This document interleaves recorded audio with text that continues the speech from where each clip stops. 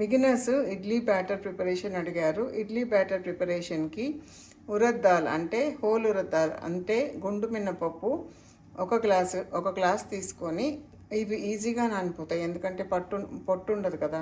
So ఒక 2.5 3 hours నానితే చాలు, over night అవసరం లేదు.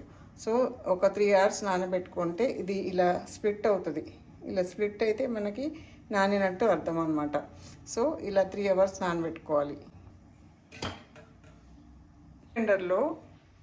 వెట్ గ్రైండర్లో పుష్ చేసే స్పాటులో ఎప్పుడు రైట్ సైడ్ ఉండాలి. ముందుగా అడుగున మనం మినపప్పు నానబెట్టుకున్న నీళ్ళే పోయాలి.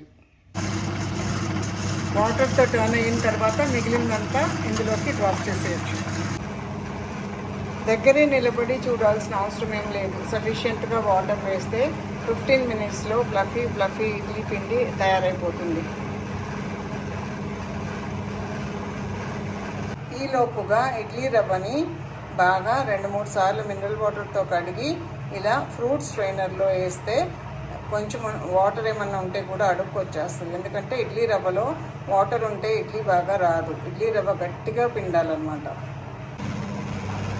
పునుగుల పిండికి కానీ గారె పిండి కానీ కావాలంటే ఎక్కువ వాటర్ పోయకుండా థిక్గా ఉన్నప్పుడే బ్యాటర్ కొంచెం తీసి పక్కన పెట్టుకోవాలి. అప్పుడు అలా మూడిటికి కావాలనుకున్నప్పుడు మినప్పప్పు ఎక్కువ నానబెట్టుకోవాలి.